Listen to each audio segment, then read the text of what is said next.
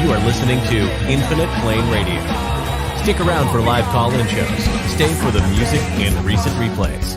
Join us at infiniteplane.live for 24/7 live chat with other listeners. Okay, everyone, we are back. It is 3/24/2022. I was just going through a previous interview conversation with the late, great Jordan Maxwell, who supposedly passed on 3/23. You think he went to the light? He was just talking about that. I'm assuming no. Yeah, I got the message, I think it was the 23rd. I have a number of interviews with him. That was the one that we did for Sunday school, and we talked about pretty much everything. But he has 60 plus years of research, jordanmaxwellshow.com. I'll play some more of the archives and I'll get them into the rotation. A lot of very interesting and valuable information. Also a very fun individual to talk to. We used to talk quite a lot. He was going to work with the network I was on. So we spoke a bit on Skype calls. Very lengthy calls. The guy would just talk for hours and hours and hours, as you heard. Alright, so let's see what we have next.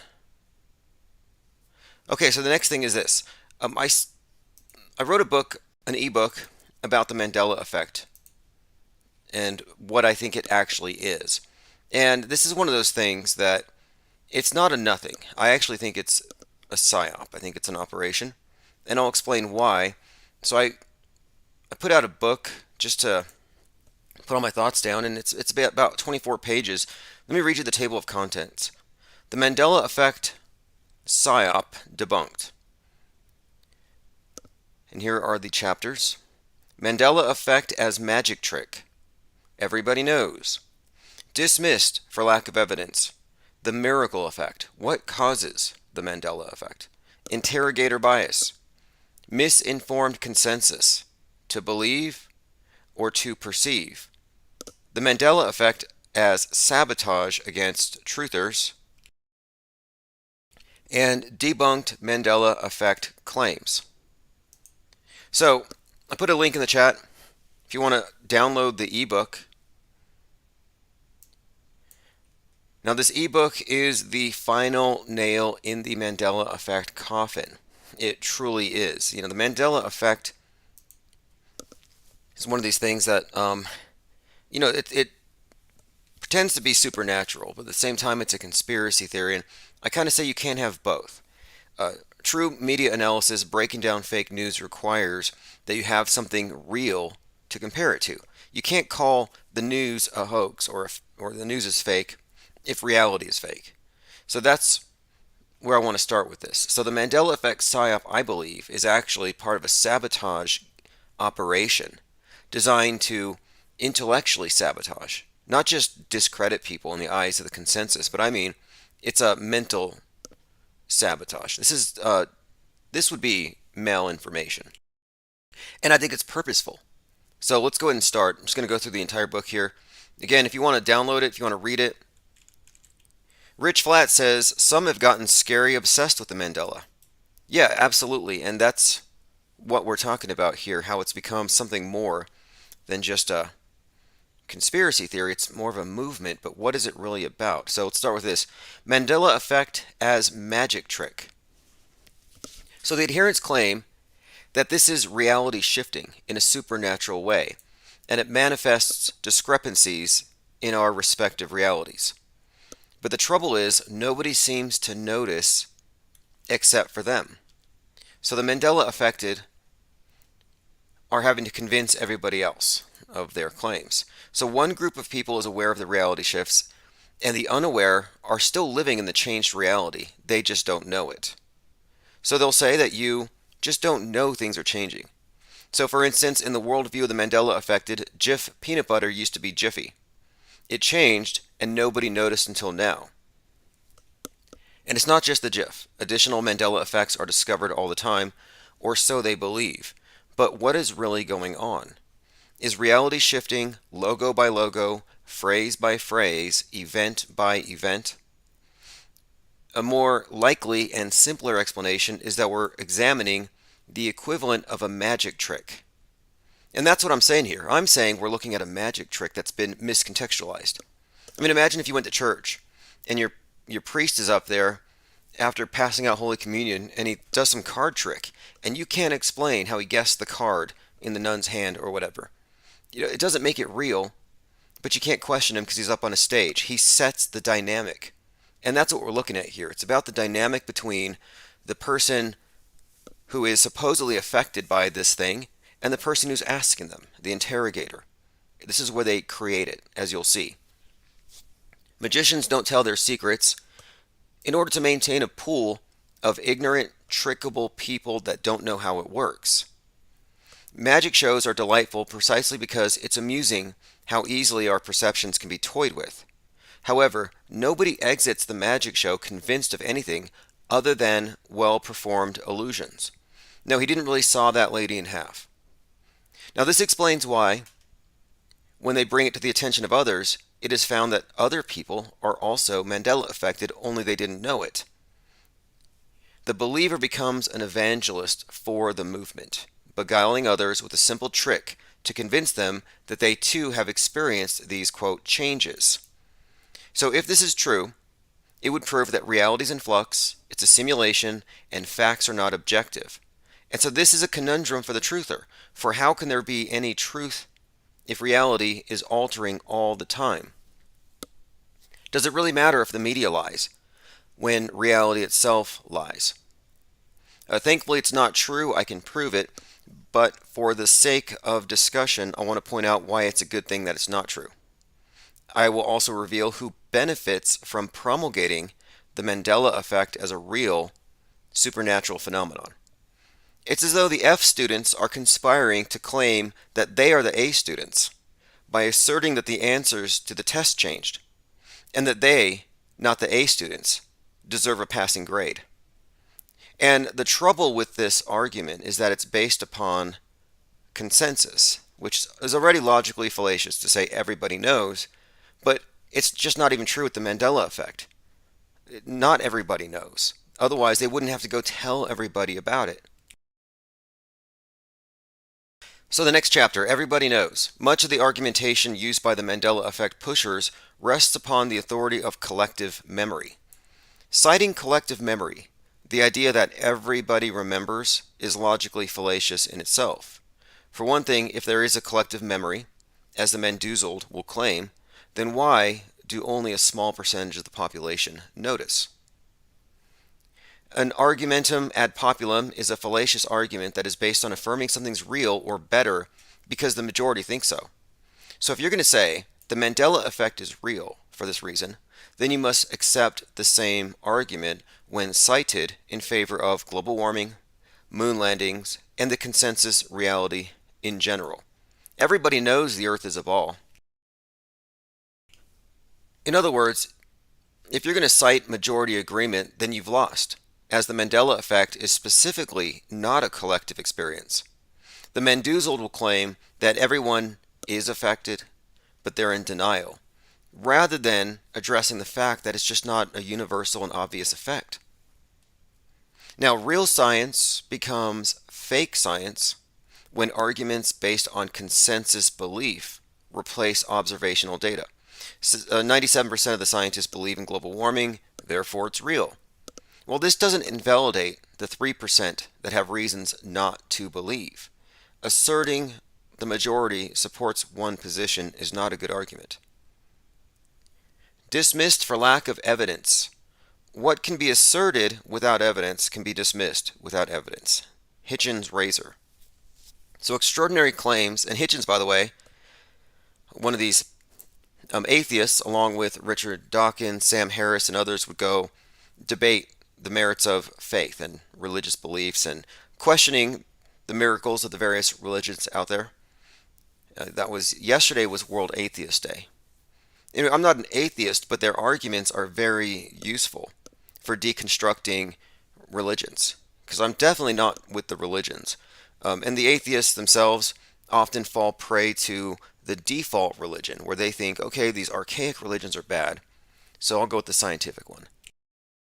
Space as a replacement heaven. I mean, look how many movies are just about digital transcendence.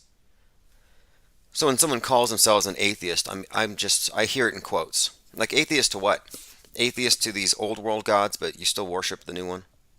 But anyway, Hitchens put out there that something asserted without evidence can be dismissed without having to refer to counter evidence. So, the claims of the affected are, at best, well-intentioned misremembrances. Well-intentioned misremembrances. They're not trying to con you. They legitimately believe what they say. Now, they assert the Mandela effect is true even though the theory cannot be contradicted by an observation or the outcome of any physical experiment. And when one so-called effect is debunked, they move on to the next one rather than address the contradiction. And I have a very good example of this. I was listening to Owen Benjamin about a couple of days ago, and he was pretty mad because a very well-known Mandela effect pusher, that would be Brian Stavely, is kind of on the warpath. Like, if you're not Mandela affected, you're a shill. You're an NPC. You're an agent. You're worthy of death. You know, the Mandela affected group outgroups anybody who doesn't agree with them. So anyway, the Mandela effect that Owen Benjamin was obsessing over here, and I'll go ahead and play a clip here because this is pretty good breakdown. He gets it. Owen Benjamin gets it, that you can't let them get away with moving on to the next one when you've debunked one in front of them. You can't let them constantly move the goalpost. So in this case, you have a movie called Field of Dreams, with Kevin Costner. And in Field of Dreams, you have this ghostly voice that tells the character, if you build it, he will come. And this is a reference to Shoeless Joe Jackson, a baseball player, who does show up. The ghost of this baseball player does. Later, his father shows up. If you build it, he will come. Well, the popular misquoting of this phrase is, if you build it, they will come, which doesn't make sense in the context of the movie, yet people say it. So the Mandela affected will claim that if you build it, they will come was the movie's original statement and it changed. That's where they're coming from. Well, here's the thing. The reason why we say, if you build it, they will come in most contexts today is because the movie does have a subtext of hard work, entrepreneurialism. If you build it, they will come. Quite a little bit different from, in the movie, the specific meaning about this ghost from the past. But anyway, the fact that the Mandela effect wouldn't make sense in the context of the movie invalidates it. I have another one. Timmy fell down the well. Nobody can tell us how they got him out. So how is that an effect? So let me play just a moment here, Owen Benjamin talking about Shoeless Joe Jackson, if you build it, they will come, and why it's not a real thing. Brian Stavely. Well, I disagree with Owen on the Mandela effect. I appreciate the truths he has brought to many and thank him for. Even if not agreeing, he has made more people aware of the Mandela effect. He was cool enough to come on my show. Lots of good people here. That's all. Peace, guys. Yeah, Brian, but just please comment on what I said about if you build it, he will come. You're still, much love, Brian, but you're still talking like Tina likes Gary and Gary likes Tina. Dialectically, I brought up a point. How can a singular pronoun of he be, how could it be they in the movie? You're saying you disagree on Mandela effect, but you won't address my point. And that's a problem with me, Brian. Now, he goes on for 30 minutes here. I'll listen to it. And his problem is this. Brian is happy to have Owen Benjamin around and mix with his audience, even though he's not Mandela affected. And Owen Benjamin says, well, here's the reason why I'm not.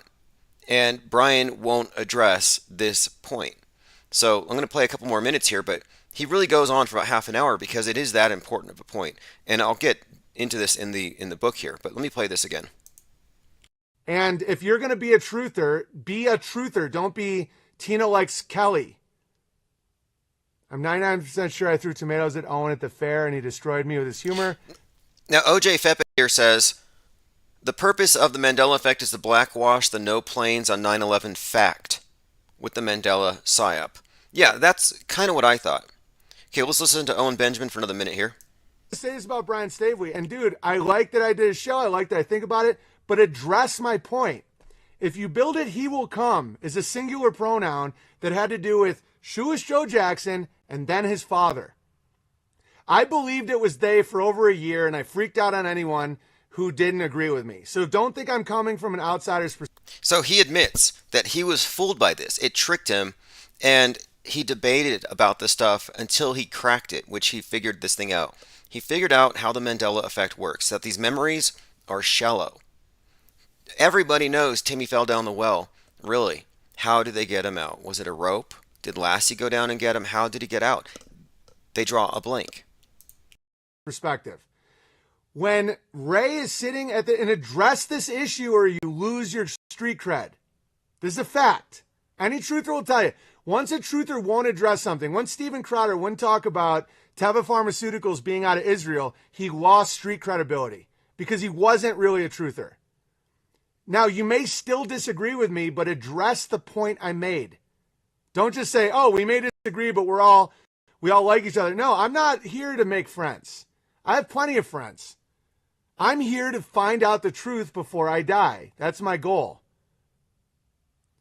I found the original DVD case. It says he read. No. But the Mandela effect says that reality is fluid and changes. So your DVD case will change. And that isn't as crazy as it sounds. I understand what they're trying to say. I'm talking about a specific movie with a specific thing. How could Ray sit with his daughter and wife at a breakfast table and say, I think I know who he is.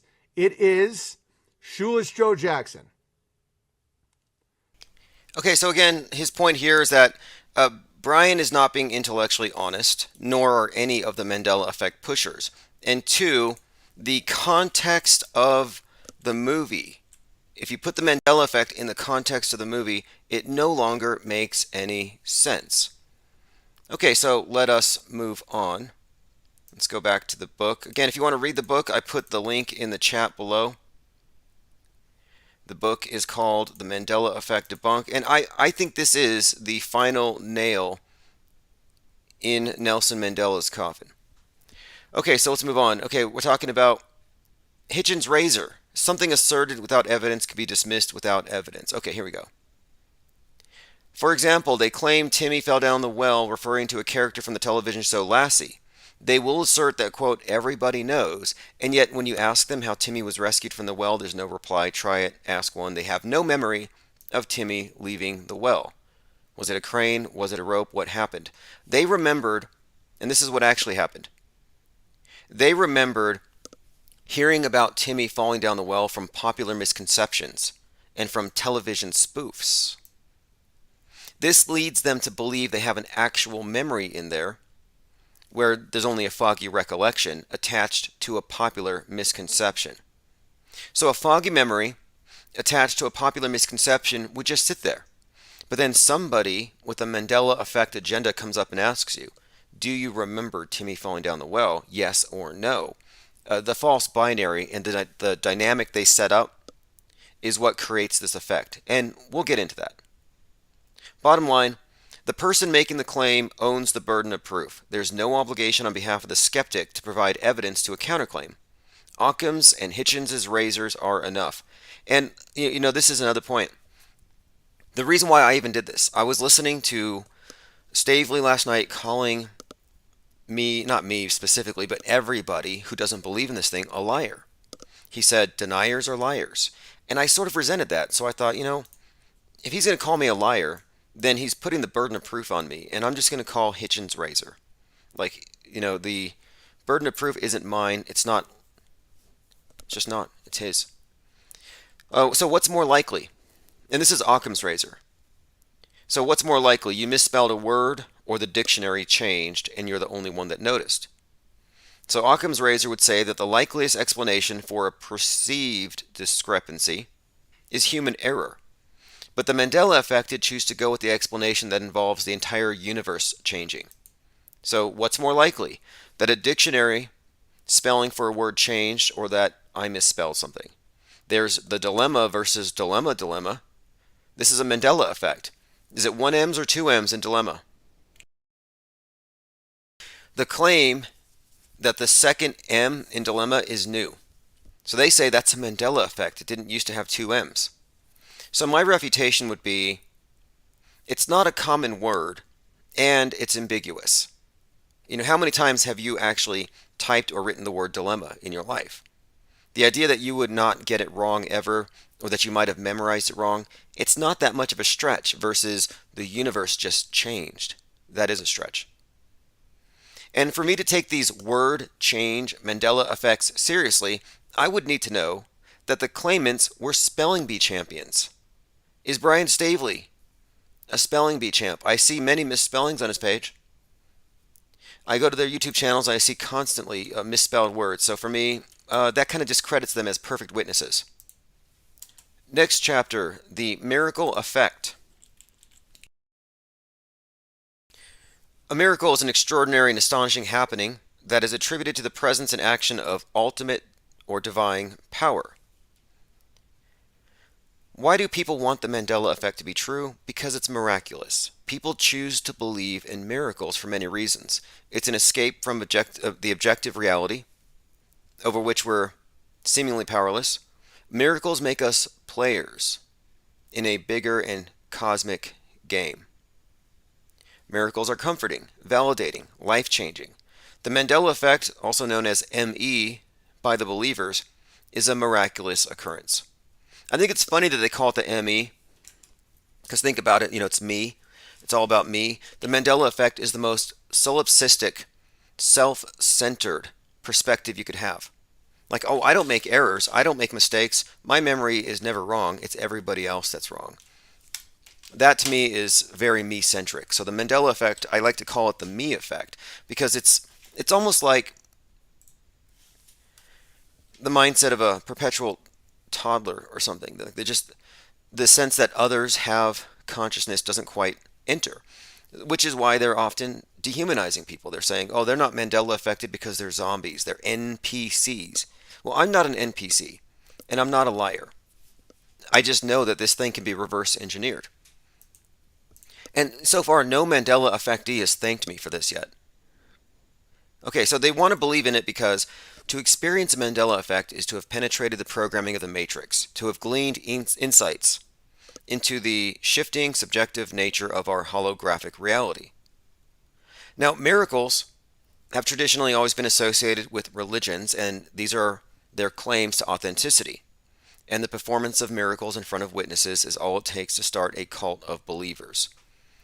Cults of believers provide all the social and cognitive reinforcement required to ensure that the group continues to grow. And so long as the miracles are legitimate and the faith is strong, the cult will persist. Such an aggregate of believers gains confidence and even belligerence as their numbers reinforce the meaningfulness of the miracle that brought them together. Leaders in such groups invariably have to warn the believers about the non-believers, the heretics, whose words have the power to disintegrate the community by undermining its core beliefs. That's why they call us liars. That's why they call us deniers and liars and NPCs. Such nonconformers have to be corrected or exiled. So Stavely exiled Brian or Owen Benjamin. Basically anybody. Leaders in the ME movement routinely bash larger and more popular channels for not converting or accepting its alleged truth. What causes the Mandela effect? Now this is where we get into the reverse engineering of it. The Mandela effect is caused by faulty eyewitness testimony, and that's you. The Mandela affected person is the eyewitness. You're the one who's being questioned about what you saw.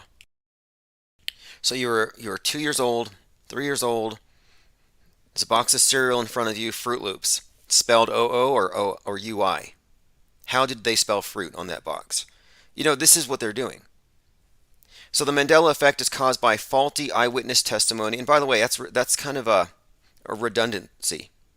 Eyewitness testimony is faulty, influenced by the suggestion of the person who's pointing out this discrepancy itself. So, for example, let's just say Stavely, since we brought him up, he is not an objective party here. He has an incentive to convince you that you've been Mandela affected. A financial incentive, social incentive, there's to grow his church. My point being, it's not a paradigm shattering revelation. It only appears that way to those who are affected.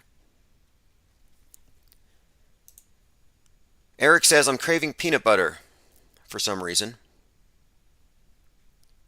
Yeah, great marketing, right? I'm craving Chick-fil-A. I want to go watch Moonraker. And anyone else? Get my Jiffy peanut butter? Jif or Jiffy? And that's another point. Jif, Jiffy, how come there's no third alternative? So, a million people, though. Let's look. Take, for example, misheard song lyrics. How many of you misremembered or misheard song lyrics? Where you have millions of people disagreeing. Lyrics to 50 famously misheard songs. So, are these examples of the universe fracturing, splitting, breaking apart? Is this Mandela effect? And we just think it's misheard lyrics? Or do people sometimes get things wrong? It only takes a fraction of the population to misremember something for a viral video on the topic to get a show of support. So it creates the impression that there's this hidden consensus that you can appeal to. Here's a quote from Wikipedia and their entry on eyewitness memory. It has long been speculated that mistaken eyewitness identification plays a major role in the wrongful conviction of innocent individuals. A growing body of research now supports this speculation, indicating that mistaken eyewitness identification is responsible for more convictions of the innocent than all other factors combined. So that's pretty heavy. So you're suggesting, this article here is suggesting that eyewitness testimony is not only unreliable, but dangerously so. It gets innocent people locked up. The Innocence Project determined that 75% of the DNA exoneration cases had occurred due to inaccurate eyewitness testimony.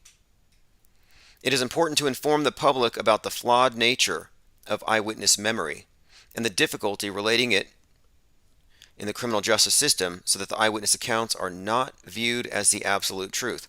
So again, this is the line here. Eyewitness accounts should not be viewed as ultimate truth. Yet they assume that it is. You can trust my eyewitness testimony rather than the facts. I'm telling you, South America used to be directly below North America. Oh, really? South America used to be directly below and then it moved. And that's what they'll say. They remember it. Or I remember Tiananmen Square. The tank man got ran over. Well, there's no record of this, so how do we know? So what they're doing here, though, is the Mandela affected people are basically falling victim to their own faulty eyewitness accounts. And when the person asking the question, the interrogator, the YouTube channel, whoever it is, all they do is they imply that there is a suggestion of a discrepancy. And suggesting there's a misperception, like, oh, you don't know what you saw, think again, that's a form of gaslighting, where the victim is caused to doubt their own perceptions. Like, are you sure you know that? Are you really sure? Are you sure that you're sure? Then you have, and this is where we get into the formation of the false memory, interrogator bias. The interrogator framing the question into a false binary has great power to influence what is recollected. Again, false binary, either or. It's not Jiffy spelled with a G, the label upside down, different colors. No, it's Jif or Jiffy. For example, the interrogator asks, notice anything strange about your peanut butter? If somebody asked you that, have you noticed anything strange about your peanut butter? Your answer would probably be no, but it wouldn't be related to the Mandela effect. You wouldn't say, yeah, I'm pretty sure the label's changed. But what they do is they frame it as a black and white. It's posed as, they pose it like this: do you remember the famous brand as Jif or Jiffy? They make you choose a side, there's no middle ground. Notice this too. All the established Mandela effects fit into this rigid binary. And I say established because I made up a Mandela effect from A Christmas Story. You'll shoot your eyes out, kid, instead of you'll shoot your eye out, kid. Well, I claimed to have misremembered it, or rather, I claimed to have been Mandela affected. And I was told that that's not a legitimate Mandela effect, that I was spreading dangerous misinformation to the Mandela affectees. And I'm like, who decides what is and what isn't? Who decides? Is it whoever has the biggest YouTube channel? So, when a question is asked in a binary like this, in this structured dynamic, your cognitive bias towards what feels right will naturally lead to a more confident response. There's a bit of pressure they put on you. So, the initial confidence and the interrogator bias reinforces your answer if you get the right one. It's a subtle sleight of mind trick. And, of course, the dynamic is set by the interrogator, who is the magician. The interrogator is a magician performing a trick. So if you think about a magic show, the guy or somebody performing a card trick in front of you, you may not be able to know how he pulled off the trick. It may have fooled your senses, but that doesn't mean magic was real. It means you weren't privy to how it worked. It's all sleight of mind. So the Mandela pusher is telling you to doubt your perceptions, and then at the same time to assume a level of certainty about a memory that was never important or all that significant. So it's like it's kind of like when you memorize something, and most of you've all done this. You've studied for tests and everything like this. If you're going to pass a test, you got to actually study. You have to work to memorize things. Your memory isn't a perfect recording. It's not like a perfect 360 full audio high definition recording that you can reference. There is a process to memorization and contextualization of new facts, learning. And we don't apply that process to minutia, to irrelevant things like corporate logos, or whether this particular character said this word or that word first. I mean, it's really not that important or critical. So these are always little minor things they bring up. The Mandela effect pusher gets the questioner to accept the premise that reality is fake. And this is where we get to the purpose of it. Their job, in my opinion, the Mandela effect isn't some organic thing. I believe this is an intelligence operation. It's a sabotage operation, as we'll get into in the last chapter. But the job is to make reality a dream, a simulation, and an illusion, so your critique of it carries no weight. So you have a lot of people figuring things out. Saddle them down with this. If you think the moon landings are fake, but you also believe that reality is constantly shifting, it's a simulation, and that you've witnessed these changes, like you've seen reality change, then you're no longer a credible witness regarding the malfeasance of NASA. Misinformed consensus. This is from that article about eyewitnesses. Witnesses can be subject to memory distortions that can alter their account of events. It is of particular interest that the memory of an eyewitness can become compromised by other information, such that an individual's memory becomes biased. So the Mandela-affected interrogator is actually contaminating the witnesses. This is called retroactive interference. Another phenomenon that may interfere with the eyewitness memory is the retroactive interference. This occurs when new information is processed that obstructs the retrieval of old information. A common source of interference that may occur after the event of a crime is the reporting of a crime. Now check this out. Police investigations include questioning that is often suggestive. So, the Mandela affector, or the Mandela affectee who's spreading this thing, they are offering questions that are very suggestive. Is it Jif or Jiffy? Not, is it Jif, Jiffy, or something else? Is it Jif, Jiffy, or nothing? No, it's always the binary. It's always suggestive. It's always to split you into us versus them. But this process of asking the question in a forced binary disrupts and replaces and interferes with the retrieval of old information. Now, this is further complicated when large numbers of people in total agreement about something that they're wrong about reinforce one another. So there's a big enough community of people who agree, and there aren't enough critical thinkers who are actually challenging it. Next chapter, to believe or perceive. Psyops in the news are being exposed daily, and their way of contaminating the research pool is suggesting that people who don't believe or trust the news cannot trust their own perceptions or their own judgment. So conspiracy theorists, people with guesses but no real actionable evidence, are used to hide these deceptions. They constantly refer to these people and question whether they're even credible witnesses. And so I'm thinking that conspiracy theorists are being targeted because the more they can get the perceivers, so-called conspiracy theorists, the more they can get perceivers to doubt their perceptions, the more these perceivers will be forced to rely on experts, which makes them into believers. So that's what I mean by to perceive or to believe. Are you able to know directly, or can you just not rely on your own interpretation of things anymore? So I'm thinking the Mandela effect is actually a calculated ploy, sabotage against truthers. It attacks the idea of objective reality. If nothing is objective, then there is no truth. A Mandela affected person is in no position to take the media to task for making extraordinary statements and claims without evidence. A sabotage is a deliberate action aimed at weakening a target through subversion, obstruction, or other covert means.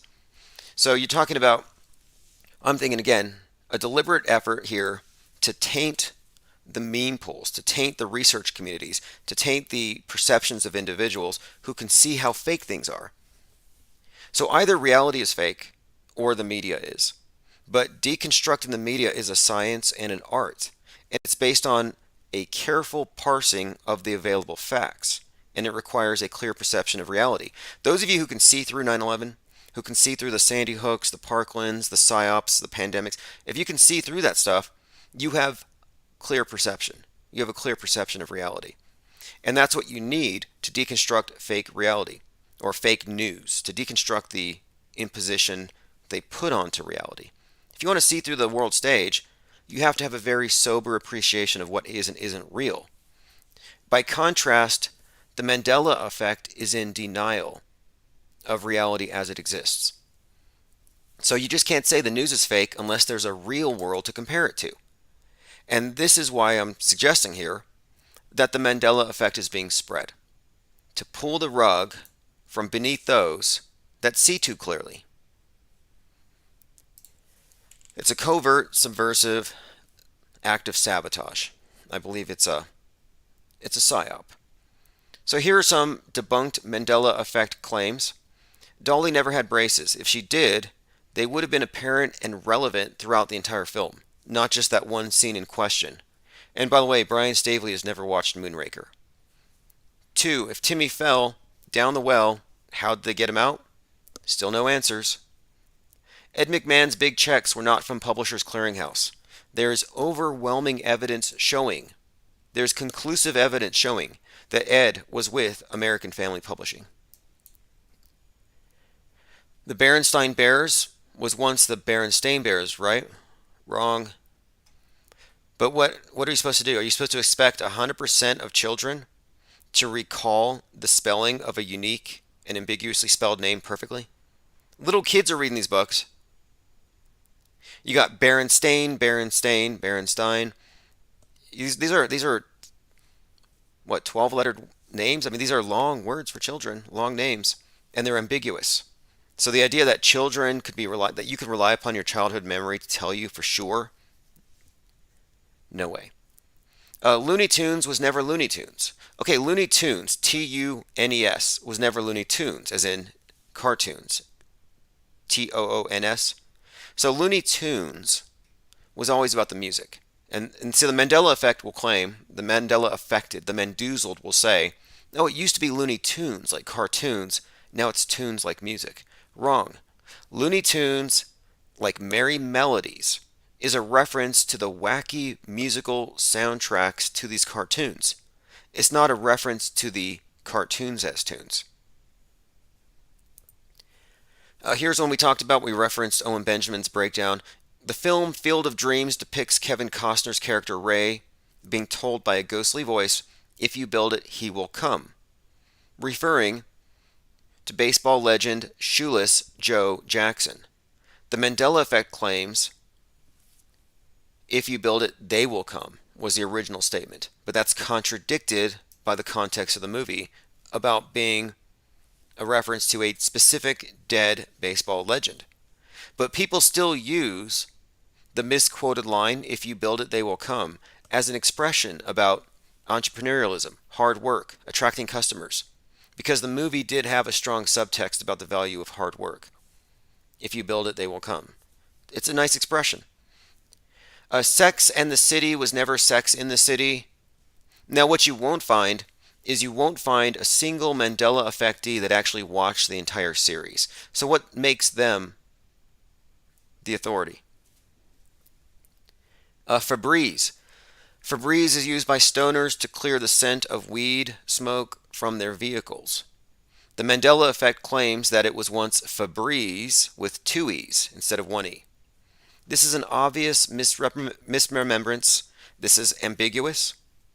And I would say it's an easy mistake for the stoners to make. Fruit Loops was never Fruit Loops. It was always spelled with two O's. Again, why depend upon childhood recollections rather than the evidence? And what's more likely? That reality was tampered with, or that one's memory is an imperfect recorder? Another one, there is no hyphen between kit and cat on Kit Kat bars. Now, one would assume to be grammatically correct there would be, but there isn't one. And if you look at the design on the Kit Kat, it wouldn't even be aesthetically pleasing to add one to the wrapper's design. Meatloaf, the singer was never Meatloaf. As in, it was always two words, meat and loaf. The Mandela effect claim it used to be meatloaf, now it's meatloaf. Nope. Wrong. His fans always chanted meat, meat, meat when he went on stage. Because he went by meat loaf, not meatloaf.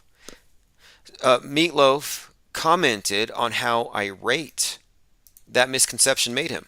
He actually was mad about this for years. And this was before the Mandela effect became a thing.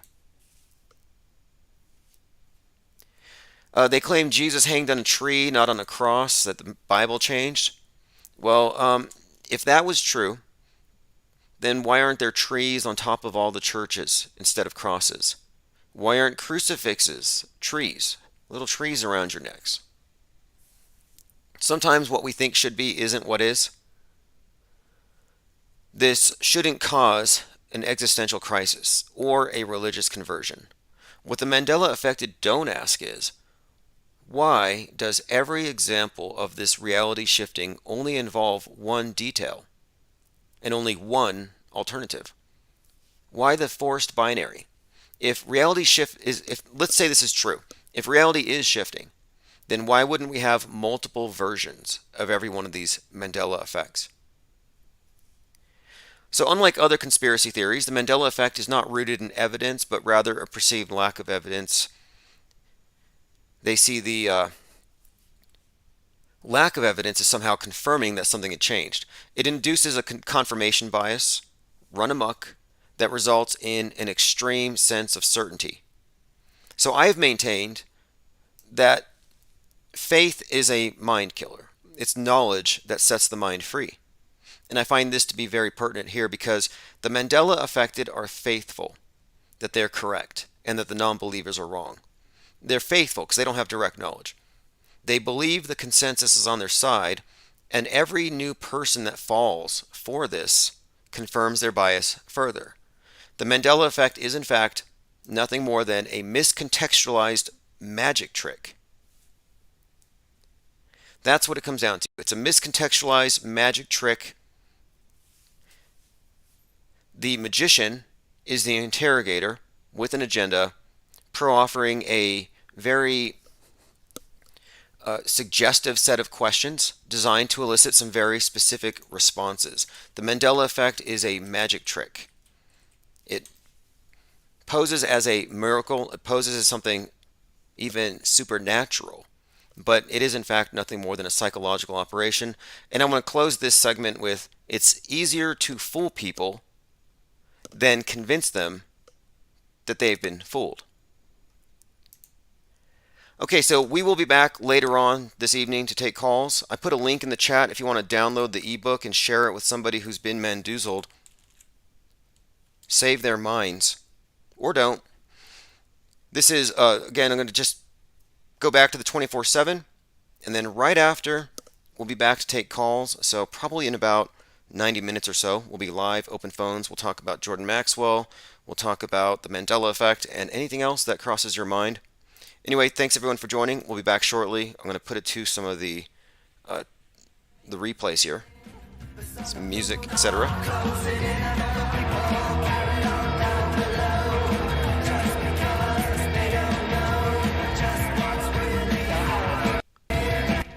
In fact, you know what?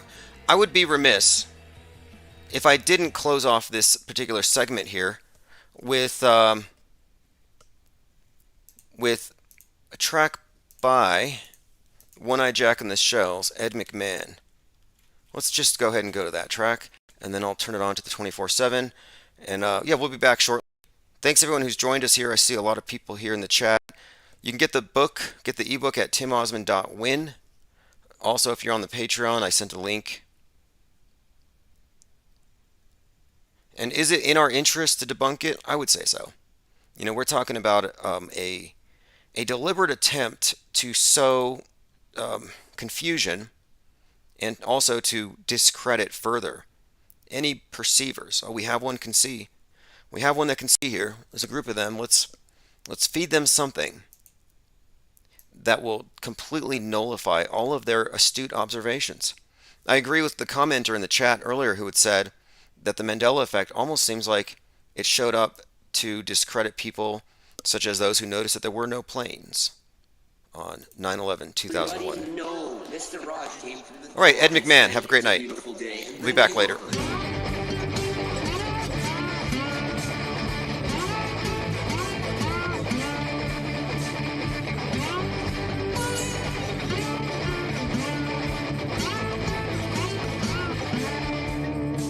Well, I used to be unaffected. Didn't care if the fish had races, only knew that it could save us all.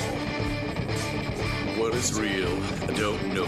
Hard to understand. There used to be a cornucopia in my pants. Epic man. Epic man. Shift us to the new timeline. Epic man. Epic man. Bring me a giant check next time.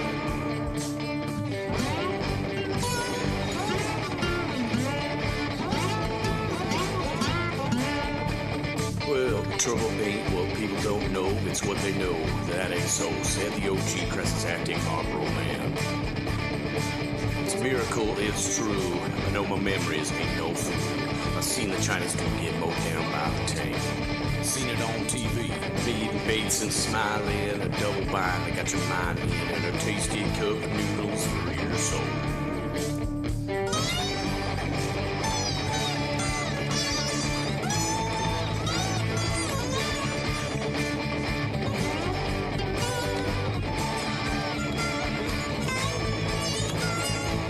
People in South America, and that's what made me realize, whoa, South America's like 1,000 miles over. And again, it moves more after that. It's even further than 1,000 miles. And I'm just guessing, it's just way over to the right, way over to the east.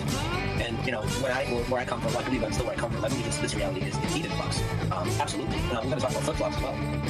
Well, what will you do when you find out you don't exist? You've been faked out. No gold notches, no box of chocolates in this neighborhood. Well, I was there, man. I ate the Fruit Loops.